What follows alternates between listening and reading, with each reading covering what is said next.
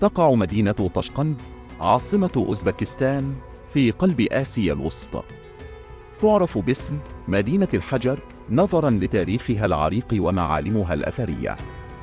تعتبر طشقند واحدة من أقدم المدن في المنطقة، حيث يعود تاريخها إلى أكثر من 2000 عام.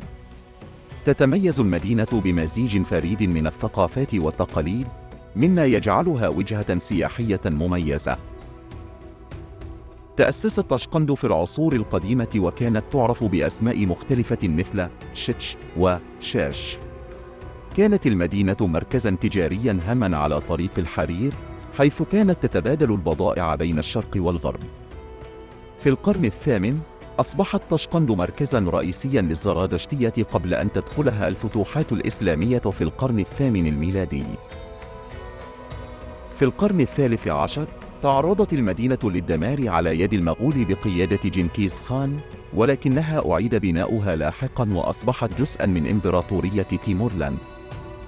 في القرن التاسع عشر ضمت الإمبراطورية الروسية طشقند، وأصبحت المدينة مركزاً إدارياً وثقافياً هاماً في المنطقة.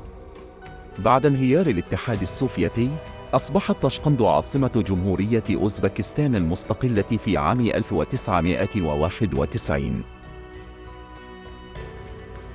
تضم طشقند العديد من المعالم السياحية التي تستحق الزيارة، منها ميدان أمير تيمور، ساحة تاريخية تضم تمثالاً لأمير تيمور القائد العسكري الشهير. مجمع خست إمامة يضم بعضاً من أقدم المساجد والمآذن في المدينة، بالإضافة إلى نسخة قديمة من القرآن الكريم. بازار شورسو، سوق تقليدي يعرض مجموعة متنوعة من الفواكه والخضروات والمنتجات المحلية. متحف أمير تيمور يعرض تاريخ وحياة أمير تيمور وإنجازاته. مسجد مينور، مسجد حديث يتميز بتصميمه المعماري الجميل. يشتهر المطبخ الطشقندي بتنوعه ونكهاته الغنية. من أبرز الأطباق البلوف، طبق وطني يتكون من الأرز واللحم والجزر والتوابل. الششليك، أسياخ اللحم المشوية. السمسة، فطائر محشوة باللحم أو الخضروات.